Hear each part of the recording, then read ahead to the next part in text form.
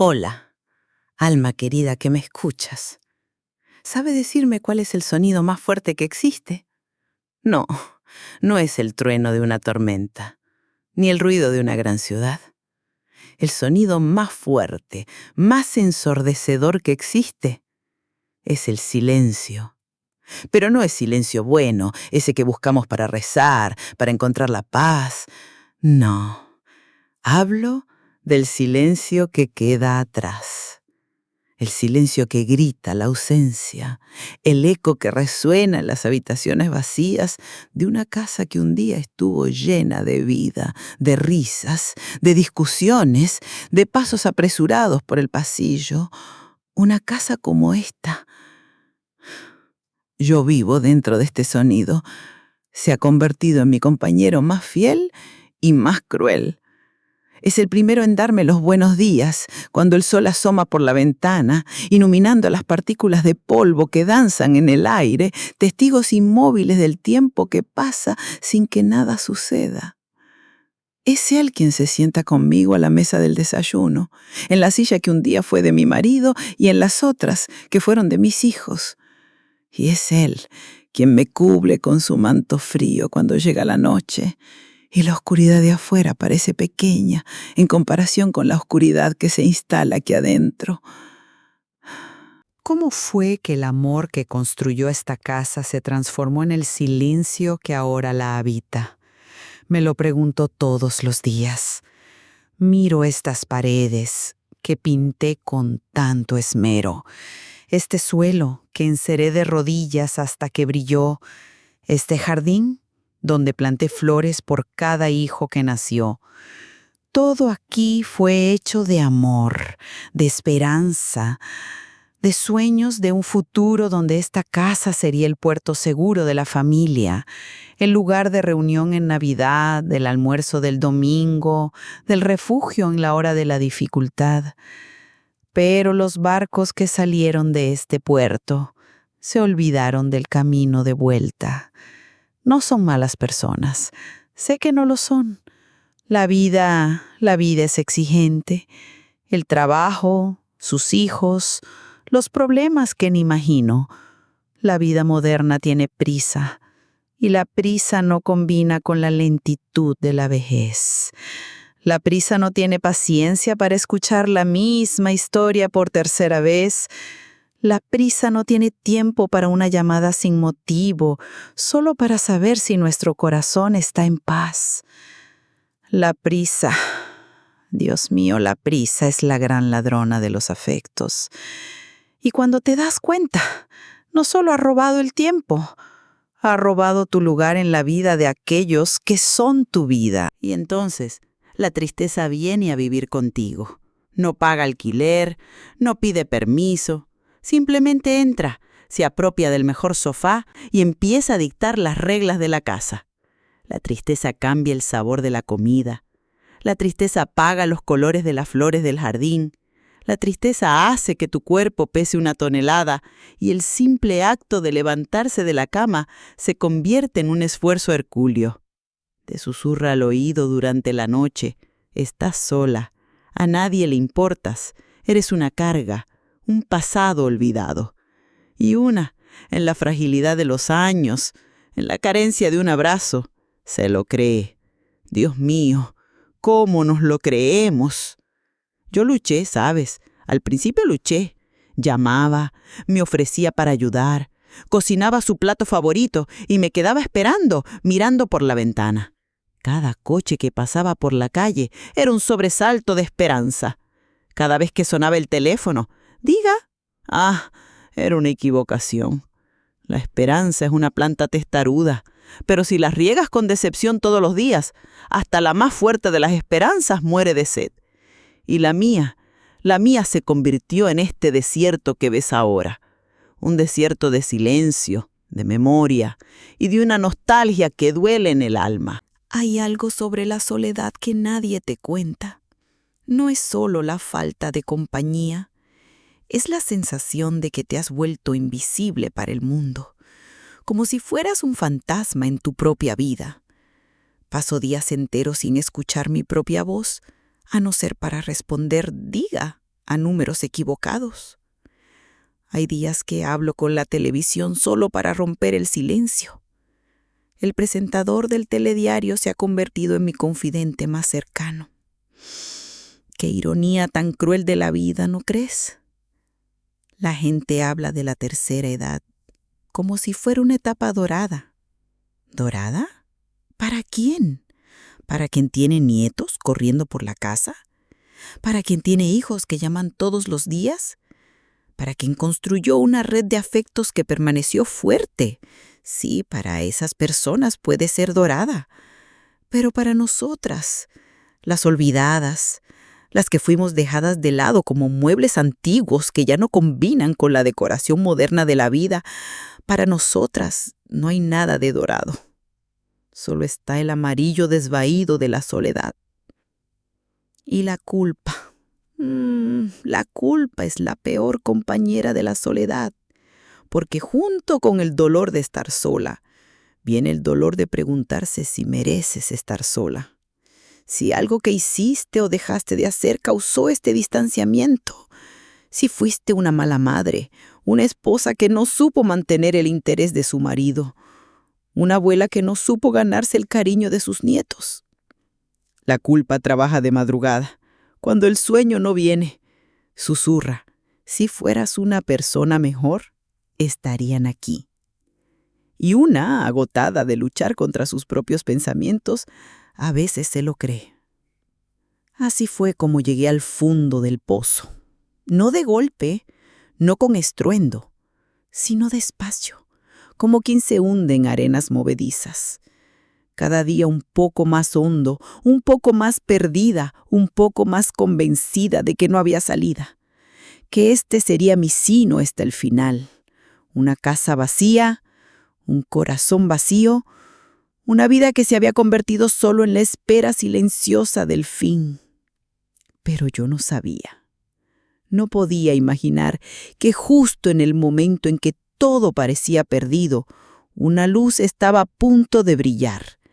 Una luz que no venía de donde yo esperaba. Una luz que lo cambiaría todo. Esta casa hoy es un silencio, pero un día fue una canción. Cada rincón de ella es, para mí, un pequeño museo particular. Un museo de recuerdos felices y, como en todo museo, las piezas más preciosas se guardan con el mayor cuidado. Este álbum yo lo llamo Libro del Tiempo. Cada fotografía es un portal.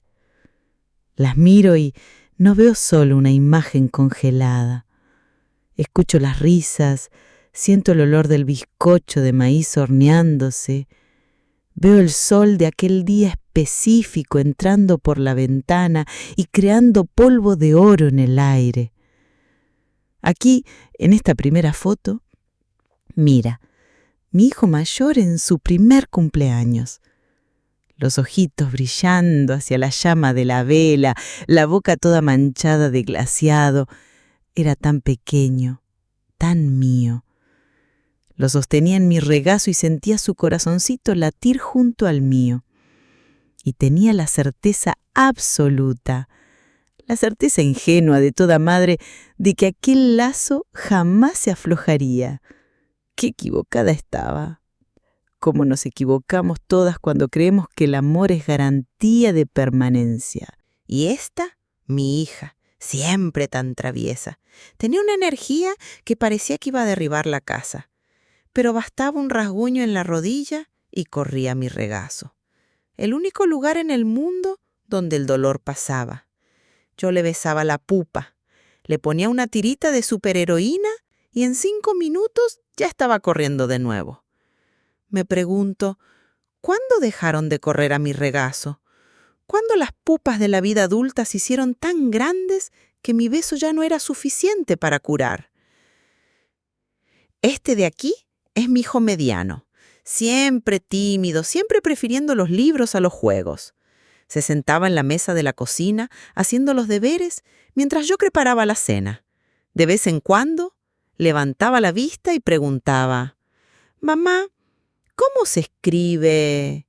Y yo, incluso con las manos llenas de masa o con el delantal sucio de salsa de tomate, lo dejaba todo para ayudarle, porque en ese momento nada en el mundo era más importante que ser necesaria para él, ser la persona a la que recurría cuando tenía dudas. Hoy, sus dudas las resuelve Google. ¿Y yo? Yo me he quedado obsoleta. Aquí, el olor a tierra mojada, domingo por la mañana, mi marido con las manos llenas de grasa, intentando arreglar la bicicleta de nuestro hijo, yo en la cocina, escuchando la radio AM y preparando la pasta. La salsa borboteaba en la olla durante horas, el olor se extendía por toda la casa. Era el olor oficial de los domingos, el olor del descanso, de la familia reunida. Hoy ya no tengo fuerzas para hacer esa salsa. ¿Para quién cocinaría?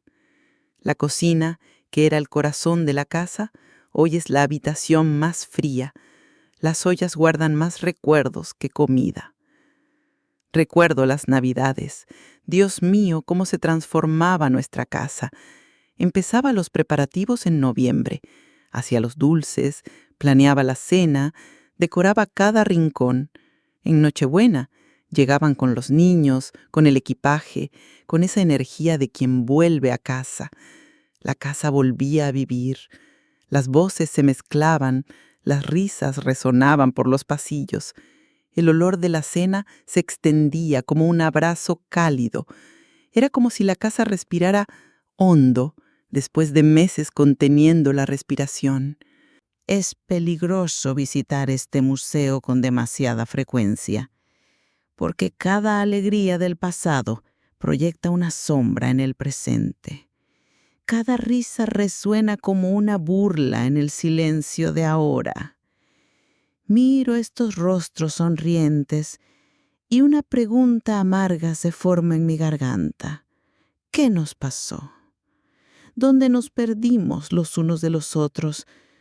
Todo aquel amor, aquella complicidad, ¿era una ilusión? ¿O el tiempo es solo un ladrón cruel que se lo lleva todo, sin pedir permiso? Cierro el libro. El portal se cierra. Y estoy de vuelta. De vuelta a la casa silenciosa. De vuelta a la silla solitaria. El olor del bizcocho ya no existe. Las risas son fantasmas. Y la mujer que sonríe en estas fotos, apenas la reconozco. Parecía tan llena de vida, tan segura del futuro. Mal sabía ella que su mayor tesoro, su familia, un día se convertiría en su mayor fuente de dolor. Un dolor que no le deseo a nadie, mi querida alma que me escuchas. El dolor de ser solo la guardiana de un museo que ya nadie quiere visitar. Pero quizás es exactamente cuando llegamos al fondo, cuando ya no hay más dónde caer, que empezamos a mirar hacia arriba. Aún no lo sabemos, pero a veces Dios permite que perdamos todo lo que pensábamos que nos completaba para mostrarnos que Él es la única plenitud verdadera. Yo aún no lo sabía. Todavía me faltaba tocar fondo para finalmente mirar al cielo. Cierro el libro. Basta de museo por hoy. Basta de torturar el alma con los fantasmas de lo que fue. Cada visita a esos recuerdos es como meter el dedo en la llaga, solo para asegurarse de que sigue ahí, abierta y dolorida, y siempre lo está. Llega un punto en que una se cansa de luchar, cansa de esperar. Me cansé de mirar a la calle, esperando un coche que nunca gira en la esquina. Me cansé de sobresaltarme con el timbre del teléfono, que siempre es un error, siempre la voz de un extraño buscando a otra persona. Nos humillamos ante la esperanza durante tanto tiempo, pero es una diosa caprichosa. Y hoy he decidido que no voy a rezar más en su altar. ¿Qué queda entonces cuando la esperanza se va? Queda el vacío, un vacío inmenso, silencioso, pesado. Es un estado de rendición. No la rendición de la paz, sino la rendición del soldado exhausto en el campo de batalla, que simplemente suelta las armas y se tumba en el suelo, sin importarle si el enemigo vendrá a dar el golpe final. Mi enemiga, la tristeza, ya venció hace mucho tiempo. Hoy simplemente he firmado el tratado de paz con ella. Dejé que se apoderara de todo. La casa, el corazón, el tiempo, todo es suyo ahora. Y en este estado de rendición total, en este momento de abandono completo, algo extraño sucedió. Cuando dejas de luchar contra la corriente, a veces descubres que el agua te lleva a donde necesitabas ir. En este estado de nada, en este fin de todo, mis ojos vagaron por la sala, sin rumbo, sin intención. Solo siguieron la luz pálida que la lluvia de afuera permitía entrar, y se detuvieron allí, en ese rincón que no miraba con atención desde hacía meses, años tal vez, mi pequeño oratorio. La fe también era un recuerdo de un tiempo más feliz, un recuerdo del tiempo en que tenía motivos para agradecer. Rezar para pedir la bendición para el viaje de un hijo, rezar para agradecer por el nuevo empleo del otro, rezar por la salud de mi marido. La fe era parte de aquella casa llena, de aquella vida vibrante, pero cuando la casa se vació, parece que la fe se vació junto con ella. ¿Cómo voy a agradecer por qué? ¿Por la soledad? ¿Cómo voy a pedir por quién? Por los que ya no se acuerdan de mí. La conversación con Dios también se fue silenciándose, se convirtió en un monólogo, y yo, cansada de hablar sola con el teléfono, también me cansé de hablar sola con el cielo. El polvo que cubrió mis muebles también cubrió mi alma, mi devoción. Estaba todo allí, guardado, olvidado, otro museo dentro del museo, un cementerio de oraciones que ya nadie rezaba. Y fue allí, mirando ese rincón muerto de la casa, que un pensamiento extraño, el primer pensamiento en horas que no era de dolor o de recuerdo, atravesó mi mente. ¿Y si la respuesta no está en el teléfono? ¿Y si la compañía que tanto espero no viene por la puerta de enfrente? Fue un pensamiento tonto, rápido, pero fue suficiente para hacerme levantar. Caminé hasta allí. Mis piernas pesaban, mi cuerpo no quería moverse, pero fui y la miré. Aquella imagen pequeña, de yeso, que me regaló mi madre hace tantos años, Nuestra Señora de los Dolores. Nunca me gustó mucho esa imagen, para ser sincera. Siempre prefería las vírgenes sonrientes, con el niño en brazos. Esta, con el rostro bañado en lágrimas, con el corazón atravesado por espadas, siempre me pareció demasiado triste. ¿No era el mundo ya suficientemente triste? ¿Por qué elegir una devoción que celebraba el dolor? Pero hoy, en el apogeo de mi propia tristeza, la miré con otros ojos. Y por primera vez en mi vida, no vi a la Madre de Dios, no vi a la Reina del Cielo, vi una compañera. Una mujer que también conocía el dolor, una madre que también había llorado, y en ese momento, algo minúsculo, casi imperceptible, comenzó a moverse dentro de mi pecho. No era esperanza, todavía no, era solo curiosidad. La curiosidad de una persona que se está ahogando y de repente ve algo flotando cerca. No sabe si es una rama que se romperá o una tabla de salvación, pero extiende la mano de todos modos. Extendí mi mano, literalmente, y toqué delicadamente el rostro de esa imagen. La frialdad del yeso me sorprendió, Pero había algo más, una presencia, sutil, casi inexistente, pero estaba allí. Y por primera vez en meses, hablé. No conmigo misma, no con el vacío. Hablé con alguien. Señora, usted también conoce este dolor, ¿verdad? Y en el silencio que siguió, juro que sentí algo. Una respuesta sin palabras, una acogida sin gestos, y por primera vez el silencio de la casa no me pareció hostil. Pareció expectante, como si toda la casa contuviera la respiración, aguardando un milagro que estaba por nacer.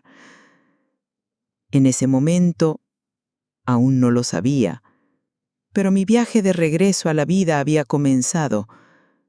No la vida que conocía antes, llena de hijos y nietos corriendo por la casa, sino una vida nueva, diferente, más profunda.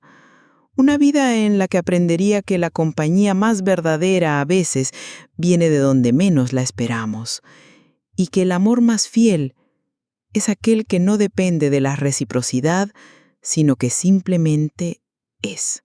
En ese primer toque, en esas primeras palabras dirigidas a ella, algo comenzó a desplegarse dentro de mí. No fue una revelación súbita, no fue un milagro escandaloso. Fue como cuando has estado en una habitación oscura tanto tiempo que ya no recuerdas cómo es la luz, y de repente alguien enciende una velita en un rincón. La oscuridad continúa, pero ahora sabes que la luz existe.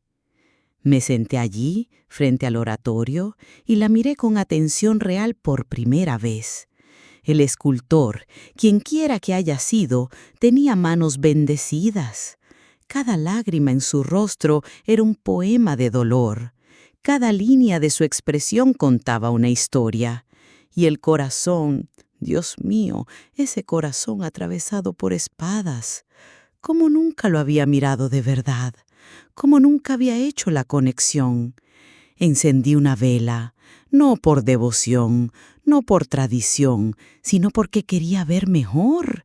Quería que la luz iluminara ese rostro que de repente me parecía familiar. Y a la luz temblorosa de la llama, comencé a entender. Aquella no era solo una imagen religiosa. Era un retrato, el retrato de toda madre que ha sufrido, el retrato de mi propia alma. Una madre cuyo hijo fue rechazado desde su nacimiento, que no tuvo ni un lugar en una posada para dar a luz al Salvador del mundo. Una madre que escuchó la terrible profecía de que una espada atravesaría su corazón, que tuvo que huir en medio de la noche para proteger a su niño, que lo perdió por 3 días cuando solo tenía 12 años, que lo vio ser humillado, calumniado, abandonado por sus propios amigos, que caminó con él por la vía dolorosa, que lo vio morir de la forma más cruel posible. Señora, susurré, y mi voz temblaba. Usted perdió a su hijo por la muerte. Yo perdí a los míos por la vida. Usted vio al suyo ser crucificado por extraños. Yo veo a los míos crucificándome con la indiferencia. Usted estuvo a los pies de la cruz. Yo estoy a los pies de esta soledad. ¿Será que usted me entiende? Y fue en ese momento que comencé a percibir la genialidad de la devoción a la Madre de los Dolores. No era masoquismo espiritual, no era celebración del sufrimiento, era el reconocimiento de que el dolor, cuando se comparte, se vuelve soportable. Era el descubrimiento de que no estamos solas en nuestra angustia, que alguien ya pasó por esto antes que nosotras y no solo sobrevivió, sino que se santificó a través del dolor. Y fue entonces cuando comencé a entender. Los 7 dolores de María no eran solo eventos históricos, eran tipos de sufrimiento que toda madre, de alguna forma, experimenta. La profecía de Simeón. ¿Cuántas de nosotras no hemos oído palabras que cortaron nuestra alma como una espada? La huida a Egipto. ¿Cuántas de nosotras no hemos tenido que proteger a nuestros hijos de peligros que no podíamos controlar? La pérdida en el templo. ¿Cuántas de nosotras no hemos sentido la desesperación de perder a nuestros hijos, aunque estén vivos? El encuentro en el camino del Calvario. ¿Cuántas de nosotras no hemos visto a nuestros hijos sufrir y nos hemos sentido impotentes? La crucifixión. ¿Cuántas de nosotras no vemos a nuestros hijos ser crucificados por las drogas, la violencia, la indiferencia del mundo? El descendimiento de la cruz. ¿Cuántas de nosotras no hemos tenido que enterrar sueños que teníamos para nuestros hijos? El sepulcro. ¿Cuántas de nosotras no nos sentimos como si estuviéramos enterrando una parte de nosotras mismas cuando los hijos se alejan? Cada dolor de María era un dolor universal de la maternidad, y al contemplarlos no solo estaba venerando a una santa, estaba haciendo una terapia espiritual. Estaba poniendo nombre y forma a mis sentimientos más profundos. Estaba descubriendo que mi dolor tenía precedentes sagrados, que estaba inserta en una tradición milenaria de madres que sufrieron y a través del sufrimiento encontraron a Dios. Señora, dije, y ahora las lágrimas venían libremente. Me sentí tan sola, pero usted también se sintió sola, ¿no es así? A los pies de la cruz, cuando Juan y las otras mujeres estaban allí, pero nadie podía realmente compartir su dolor de madre. Cuando bajaron el cuerpo de su hijo y lo pusieron en sus brazos, y todo el dolor del mundo parecía pequeño cerca del suyo. Usted conoce esta soledad que no tiene nombre, ¿verdad? Y en ese momento, juro por todo lo que es más sagrado, sentí que me miraba, no con los ojos de yeso, sino con los ojos del alma. Y en su mirada no vi pena, no vi condescendencia, vi reconocimiento. Como si dijera, sí, hija mía, lo conozco, lo entiendo, y no estás sola porque yo estoy aquí. Siempre he estado aquí, esperando a que me notaras. Fue entonces cuando entendí que la soledad física es una cosa, pero la soledad del alma es otra. Y la soledad del alma solo puede ser curada por alguien que conoce el mismo dolor. Jesús conoce nuestro dolor humano porque se hizo hombre. Pero María conoce el dolor específico de ser madre, el dolor de amar más allá de toda medida, y aún así, tener que dejar ir, el dolor de querer proteger y no poder, el dolor de mirar y no poder hacer nada. Por primera vez en meses, no estaba sola. Tenía una compañera en el dolor, y esa compañera no se iría al amanecer. No colgaría el teléfono, no diría que estaba muy ocupada. Se quedaría, porque entendía.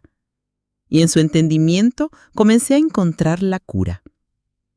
Esa noche tomé mi rosario viejo, polvoriento, y comencé a rezar. No las Ave Marías automáticas de siempre, sino cada Ave María ofrecida por una madre solitaria en algún lugar del mundo. Cada Padre Nuestro, pidiendo fuerza para todas las que, como yo, tenían el corazón atravesado por la espada de la nostalgia.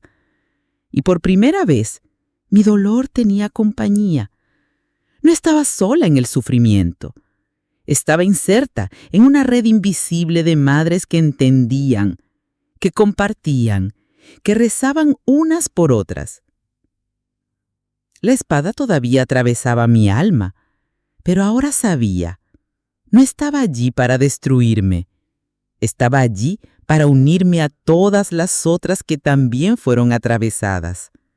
Y juntas nos convertíamos en algo más grande que nuestro dolor individual.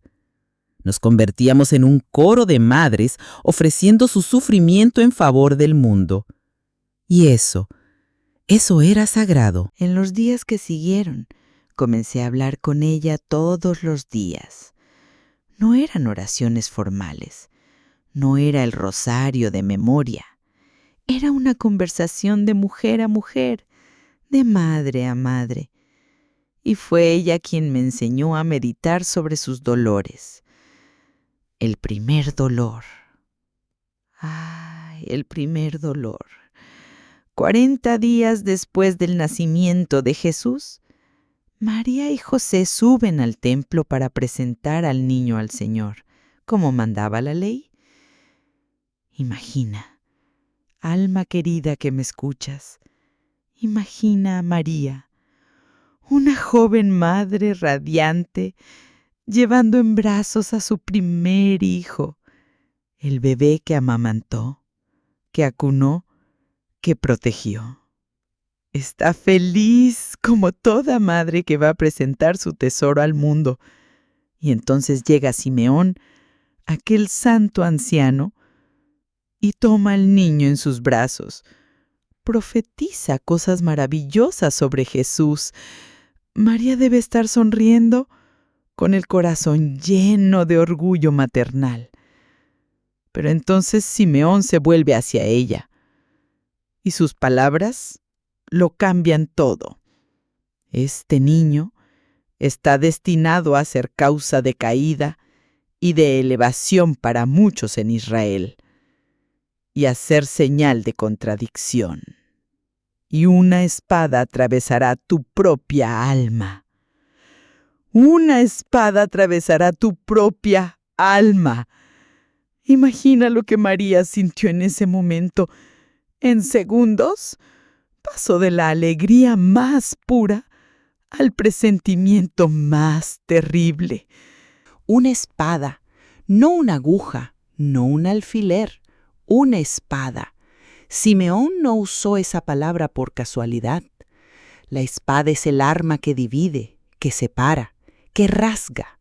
La espada del dolor maternal es la que dividirá el corazón de María entre el amor infinito por su Hijo y la aceptación de la voluntad de Dios, entre el instinto de proteger y la necesidad de dejar que se cumpla el destino. Entiendo a María en ese momento, porque yo también recibí mi profecía de Simeón. No fue un santo profeta quien me la dijo, fue la vida misma. Fue ese día en que me di cuenta de que mis hijos habían crecido y que el nido se había quedado vacío.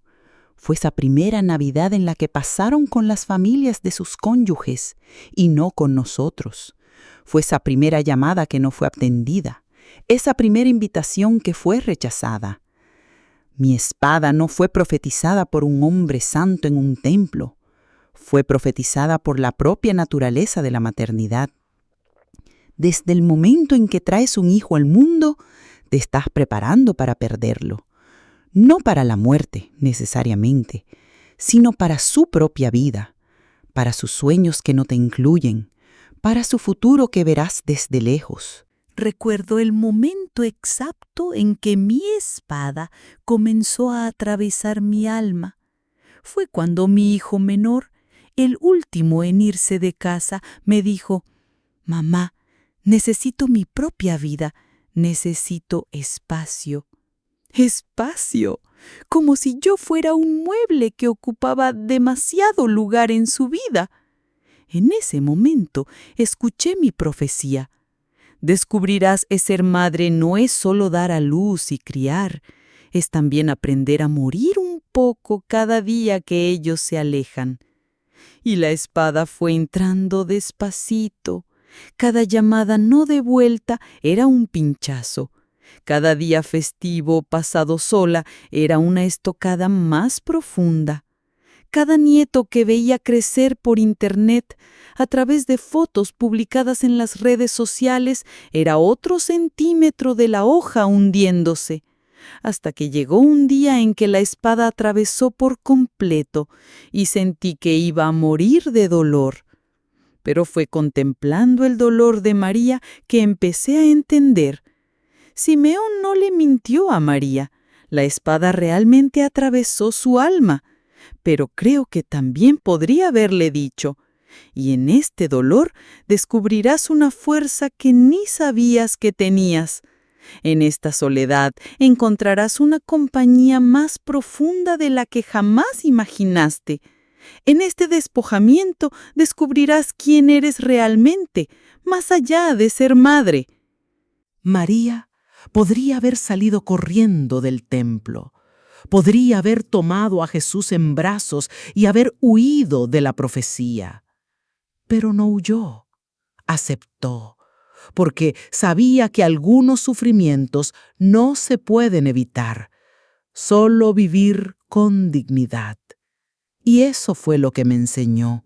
No debo intentar volver atrás en el tiempo, no debo quedarme luchando contra la realidad de mis hijos adultos que tienen sus propias vidas. Debo aceptar que la espada de la soledad ha atravesado mi alma. Pero aceptar no significa resignarse pasivamente. Aceptar significa transformar el dolor en algo sagrado, hacer de él una ofrenda. María transformó su dolor en corredención. Sufrió junto a Jesús para salvar al mundo. Y yo puedo transformar mi dolor en oración. Puedo sufrir junto a todas las madres solitarias del mundo. Cuando entendí esto, cuando entendí que mi dolor tenía un propósito, que podía ser ofrecido en favor de otras madres que están pasando por lo mismo, la espada seguía allí, pero ya no me destruía, me consagraba, me hacía parte de la comunión de los que sufren con sentido. Y eso lo cambió todo. Esa noche tomé mi rosario viejo, polvoriento, y comencé a rezar no las Avemarías automáticas de siempre, sino cada Ave María ofrecida por una madre solitaria en algún lugar del mundo. Cada Padre Nuestro pidiendo fuerza para todas las que, como yo, tenían el corazón atravesado por la espada de la nostalgia. Y por primera vez, mi dolor tenía compañía. No estaba sola en el sufrimiento. Estaba insertada en una red invisible de madres que entendían, que compartían, que rezaban unas por otras. La espada todavía atravesaba mi alma, pero ahora sabía, no estaba allí para destruirme, estaba allí para unirme a todas las otras que también fueron atravesadas, y juntas nos convertíamos en algo más grande que nuestro dolor individual. Nos convertíamos en un coro de madres ofreciendo su sufrimiento en favor del mundo. Y eso era sagrado. El segundo dolor de María, cómo me habló al corazón. En medio de la noche un ángel despierta a José con un mensaje terrible. Levántate, toma al niño y a su madre, y huye a Egipto, porque Herodes va a buscar al niño para matarlo. Imagina María siendo despertada en plena madrugada. Tenemos que irnos ahora, Jesús está en peligro. Ella no cuestiona, no pide detalles, toma a su bebé, algo de ropa y parte hacia lo desconocido. Entiendo ese dolor, señora, que me escuchas. El dolor de tener que proteger a nuestros hijos de peligros que no podemos controlar. ¿Cuántas veces no quise huir a Egipto con mis hijos? Llevarlos lejos de las malas compañías, de las drogas, de la violencia urbana. ¿Cuántas veces no recé pidiendo a Dios que los protegiera de todo lo que yo no podía proteger? María caminó por el camino polvoriento, llevando en brazos al Salvador del mundo, pero primero, siendo solo una madre, huyendo para salvar a su hijo. Sus pies sangraban en la arena caliente, sus fuerzas se agotaban, pero no se detenía, porque eso es lo que hace una madre. Cuando el peligro amenaza a su hijo, es capaz de cualquier cosa, incluso de dejar todo atrás y partir hacia lo desconocido. En Egipto, María era una refugiada, una extranjera en una tierra extraña, con costumbres diferentes, un idioma diferente, lejos de su familia, de sus amigas, de todo lo que conocía, con un marido que trabajaba todo el día solo para conseguir el pan de cada día, y un niño que crecía sin conocer a sus abuelos, sin jugar con sus primos. Sé lo que es eso, Nuestra Señora. Sé lo que es sentirse extranjera en la propia vida. Cuando mis hijos crecieron y construyeron sus familias, me sentí refugiada en mi propia casa. Las costumbres cambiaron, el lenguaje cambió. Hablaban de cosas que yo no entendía. Hacían referencias que no captaba. Estaba físicamente presente, pero culturalmente exiliada.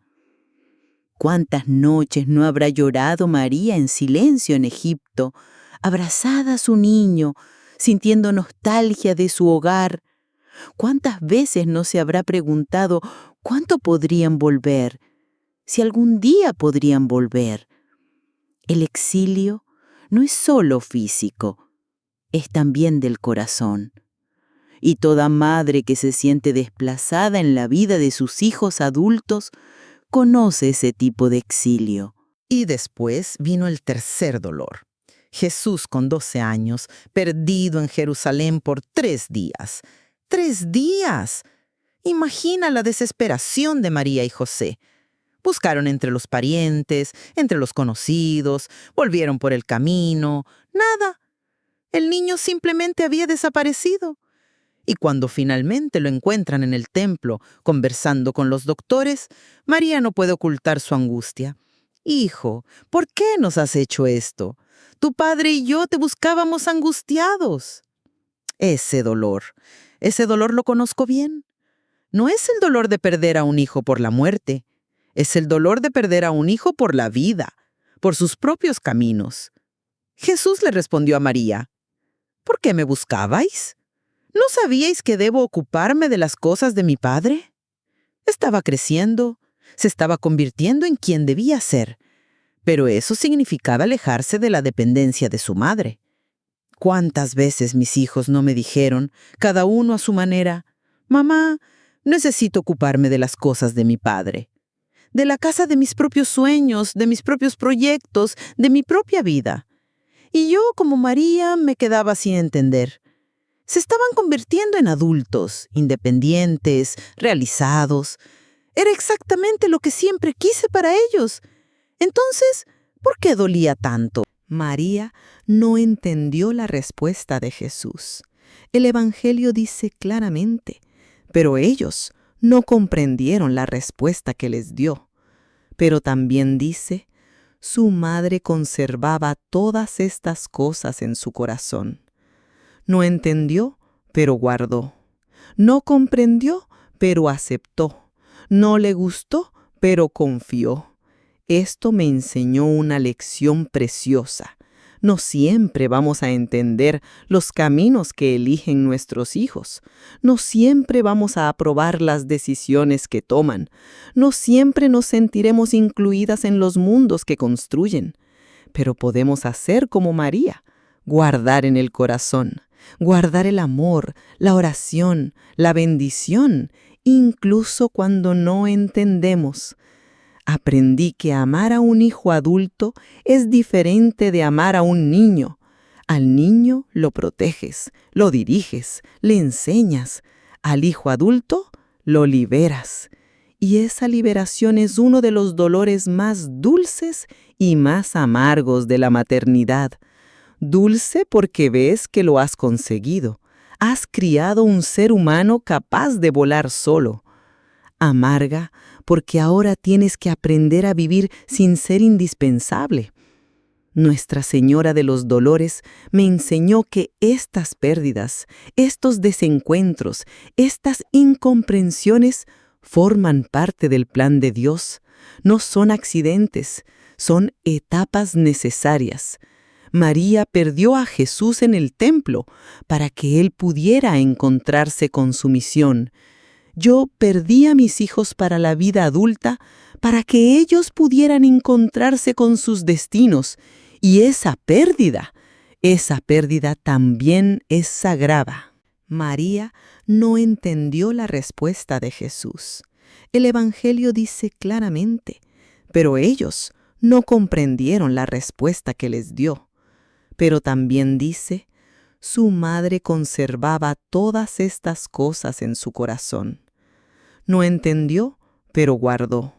No comprendió, pero aceptó. No le gustó, pero confió. Esto me enseñó una lección preciosa. No siempre vamos a entender los caminos que eligen nuestros hijos. No siempre vamos a aprobar las decisiones que toman. No siempre nos sentiremos incluidas en los mundos que construyen. Pero podemos hacer como María, guardar en el corazón, guardar el amor, la oración, la bendición, incluso cuando no entendemos. Aprendí que amar a un hijo adulto es diferente de amar a un niño. Al niño lo proteges, lo diriges, le enseñas. Al hijo adulto lo liberas. Y esa liberación es uno de los dolores más dulces y más amargos de la maternidad. Dulce porque ves que lo has conseguido. Has criado un ser humano capaz de volar solo. Amarga porque ahora tienes que aprender a vivir sin ser indispensable. Nuestra Señora de los Dolores me enseñó que estas pérdidas, estos desencuentros, estas incomprensiones forman parte del plan de Dios. No son accidentes, son etapas necesarias. María perdió a Jesús en el templo para que él pudiera encontrarse con su misión. Yo perdí a mis hijos para la vida adulta para que ellos pudieran encontrarse con sus destinos. Y esa pérdida también es sagrada. ¿Cuántas veces no quise cargar la cruz de mis hijos? Cuando uno de ellos perdió el empleo y veía la desesperación en sus ojos, pero no aceptaba mi ayuda. Cuando otro pasó por un divorcio difícil y yo sabía que estaba sufriendo, pero él decía que todo estaba bien. Cuando veía a mis nietas necesitando atención, cariño, pero yo era solo la abuela lejana que veían en las fiestas de fin de año. María no podía cargar la cruz de Jesús. Solo podía acompañar, solo estar presente, solo ser testigo. Y a veces, querida mía, eso es lo que nos queda como madres, ser testigos silenciosos del viaje de nuestros hijos. Ya no podemos protegerlos como cuando eran pequeños. Ya no podemos resolver sus problemas con un beso y una tirita. Solo podemos estar, aunque sea de lejos, aunque no se den cuenta. Fue Nuestra Señora de los Dolores quien me enseñó que hay una forma de cargar la cruz de nuestros hijos, a través de la oración. Cada Ave María que rezo por ellos es una forma de caminar a su lado, aunque ellos no lo sepan. Cada rosario que ofrezco por sus dificultades es una forma de compartir el peso incluso a distancia. María siguió a Jesús hasta el Calvario, no porque Él se lo pidiera, no porque pudiera ayudar, sino porque el amor de madre no abandona. Incluso cuando no es correspondido, incluso cuando no es reconocido, incluso cuando parece inútil, el amor de madre simplemente permanece. Y en esa comprensión encontré mi fuerza. Mis hijos pueden estar distantes físicamente, pero espiritualmente camino con ellos todos los días. Cada mañana, cuando me despierto, los entrego en las manos de Dios. Cada noche, antes de dormir, los bendigo, aunque ellos no lo sepan. Mi casa puede estar vacía, pero mi corazón está lleno de ellos. María me enseñó que ser madre no es solo dar a luz y criar. Es también aprender a amar sin poseer, Es aprender a estar presente incluso en la ausencia. Es aprender que el amor verdadero no necesita reciprocidad para existir. Simplemente es. Y eso es lo que nos mantiene vivas cuando todo parece perdido.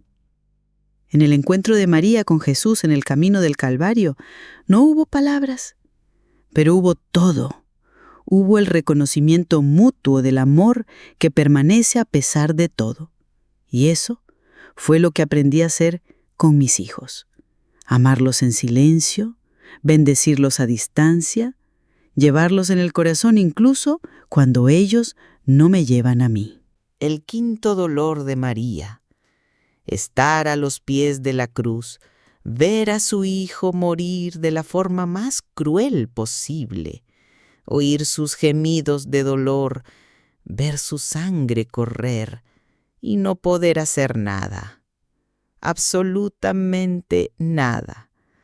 Solo estar allí siendo testigo del fin de todo lo que más amaba en el mundo.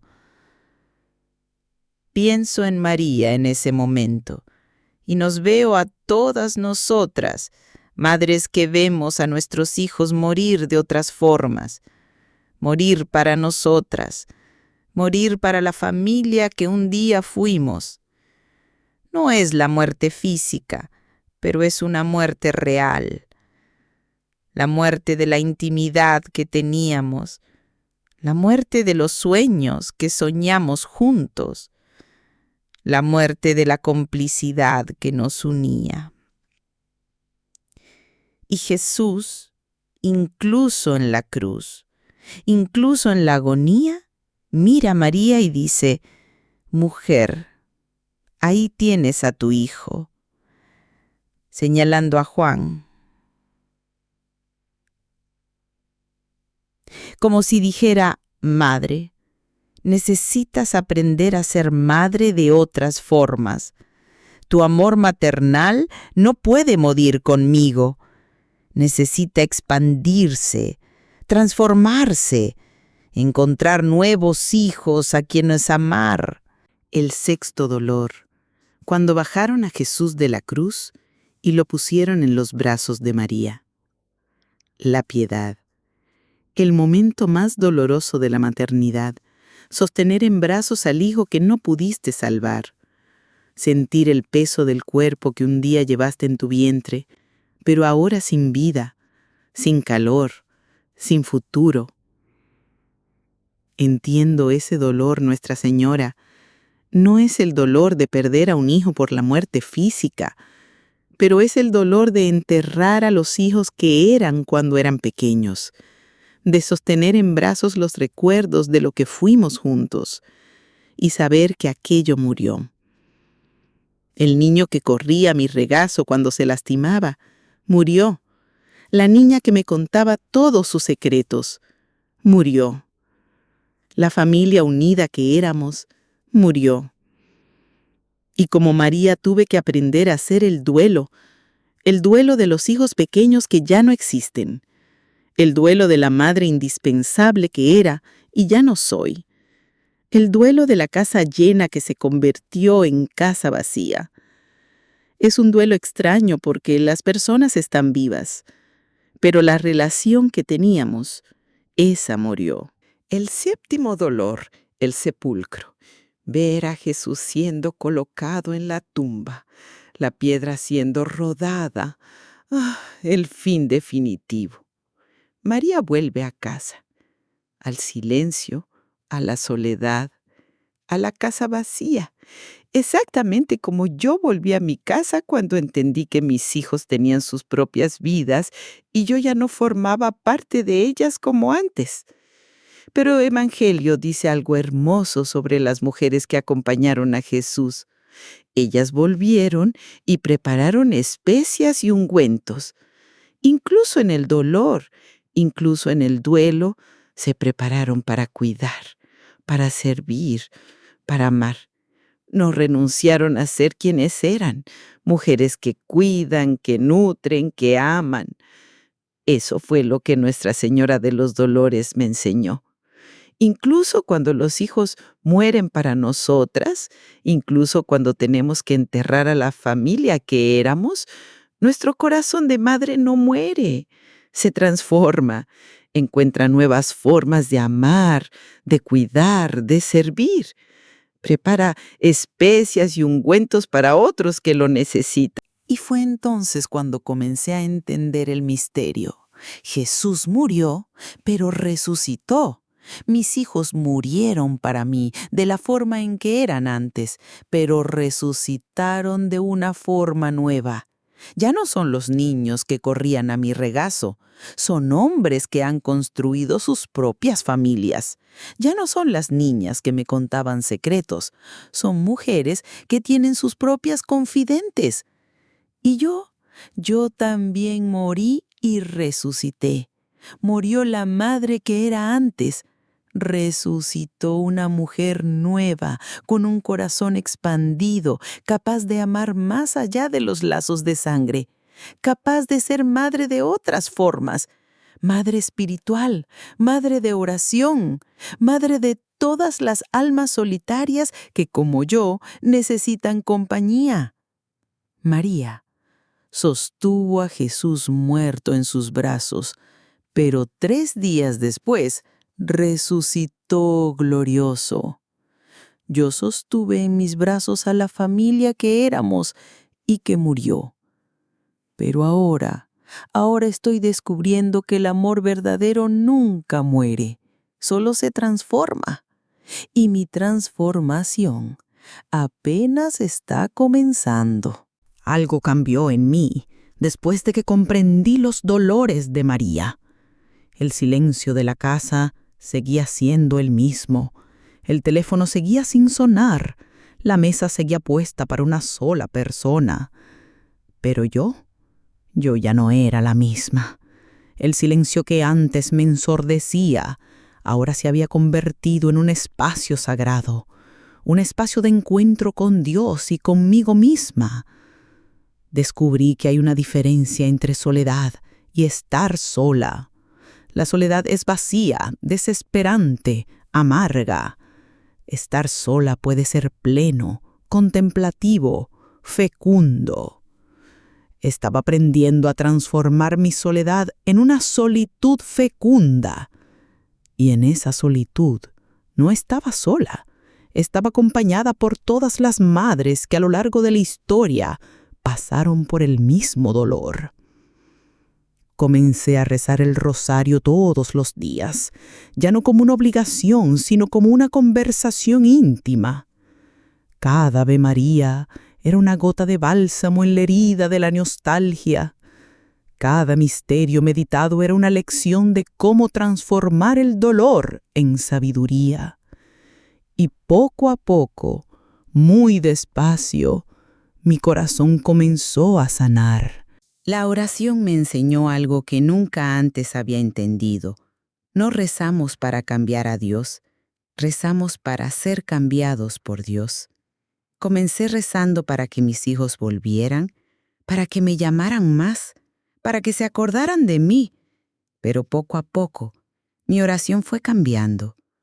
Comencé a rezar para que fueran felices, para que fueran bendecidos, para que encontraran su camino, aunque ese camino no pasara por mi puerta. Y sucedió algo hermoso. Cuando dejé de rezar para que ellos cambiaran y comencé a rezar para que yo cambiara, todo se transformó. No las circunstancias, yo. Mi corazón se expandió, mi capacidad de amar se profundizó, mi comprensión de la maternidad se amplió. Descubrí que ser madre no es solo generar y criar hijos biológicos. Es tener un corazón maternal que abraza el mundo. Es ser capaz de amar sin poseer. Es ser fuente de bendición, incluso cuando no somos reconocidas.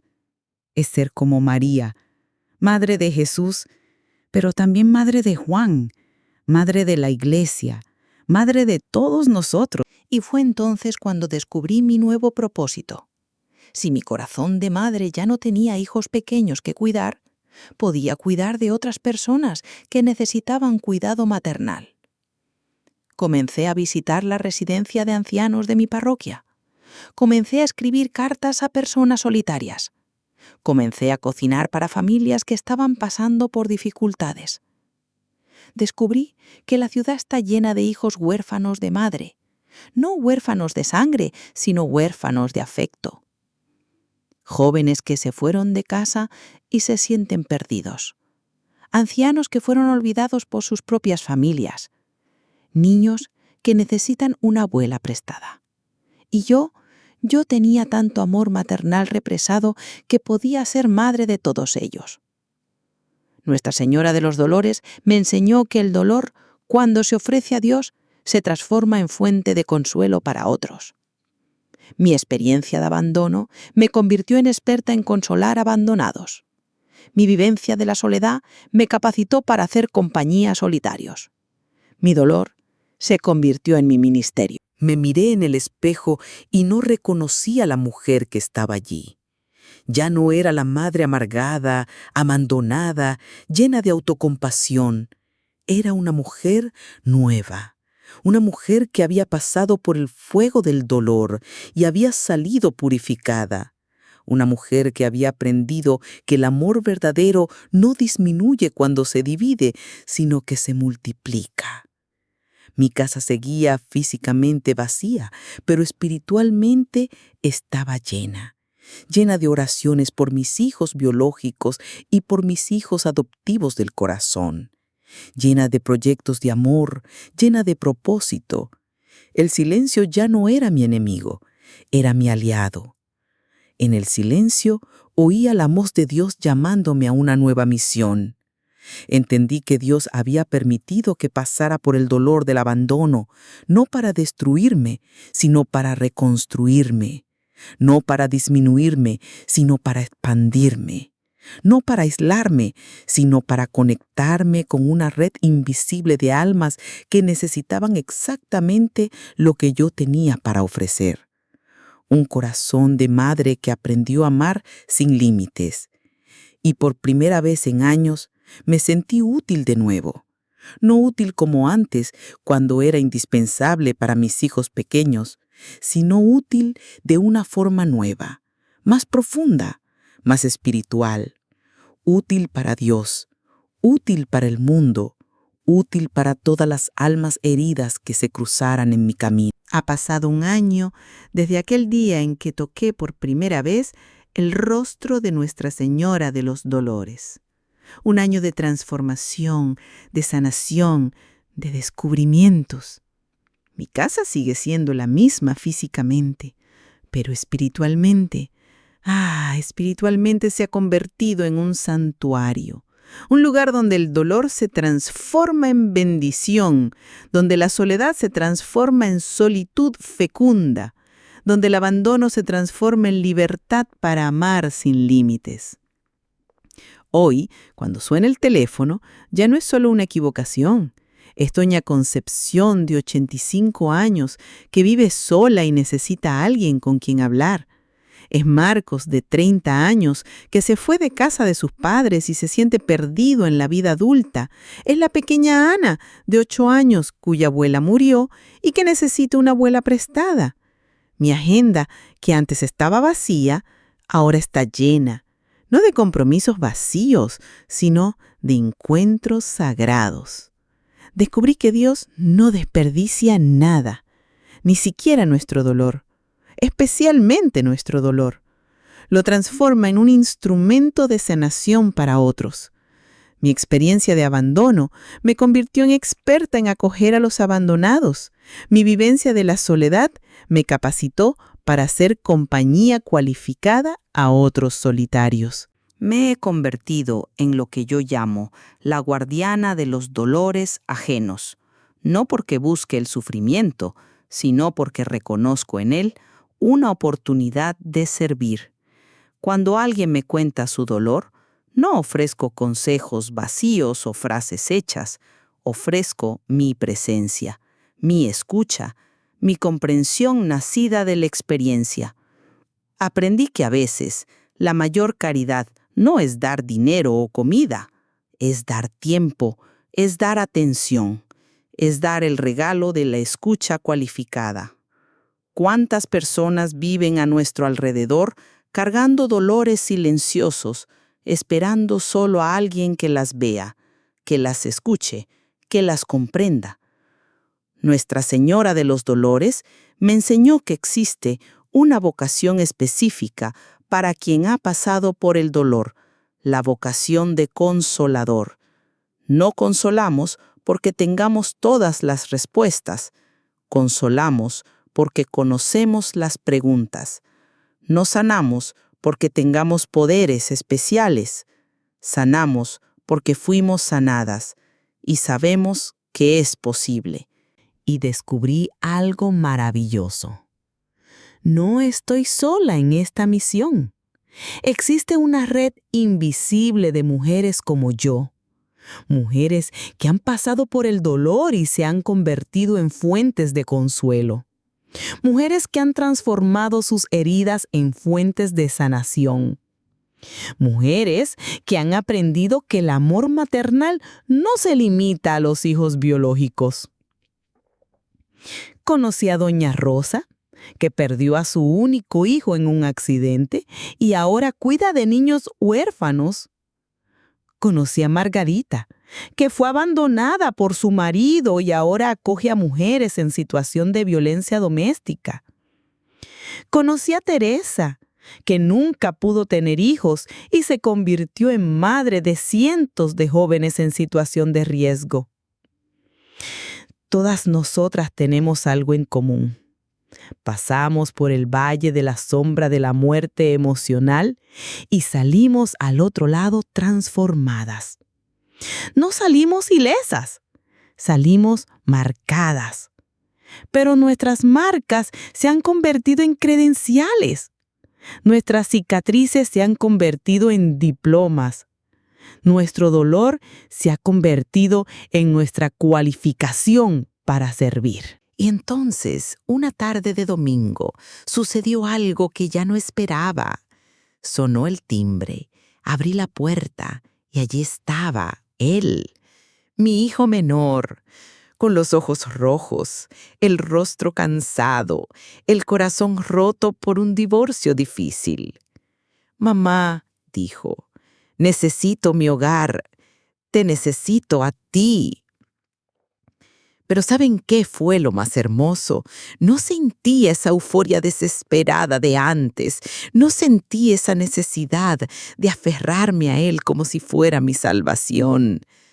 Sentí paz, alegría, sí, gratitud, claro, pero una alegría serena, una gratitud madura, porque yo ya no dependía de su presencia para ser feliz. Ya había encontrado mi plenitud en otro lugar. Abracé a mi hijo, preparé su habitación, cociné su comida favorita, pero ahora lo hacía no por carencia, sino por abundancia.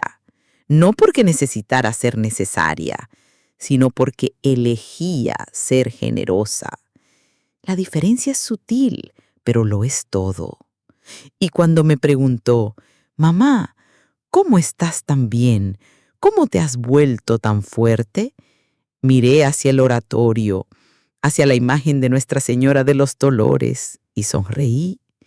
«Hijo mío», le dije, «aprendí que a veces Dios permite que perdamos todo lo que pensábamos que nos completaba para descubrir que Él es la única plenitud verdadera. Y cuando encontramos esa plenitud, podemos amar sin desesperación, cuidar sin posesividad, ser madres sin dependencia». Hoy mi casa ya no está vacía, pero aunque estuviera, sabría que no estoy sola, porque aprendí que la compañía más verdadera no viene de fuera, viene de dentro, viene de Dios, viene de la certeza de que somos amadas incondicionalmente. Y cuando sabemos eso,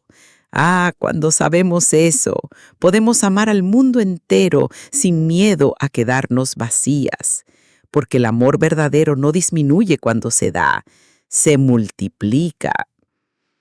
Y así, mi querida alma, que me has acompañado en este viaje, descubrí que Nuestra Señora de los Dolores no es solo la madre que sufrió, es la madre que transformó el sufrimiento en fuente de bendición para el mundo. Y nosotras podemos hacer lo mismo.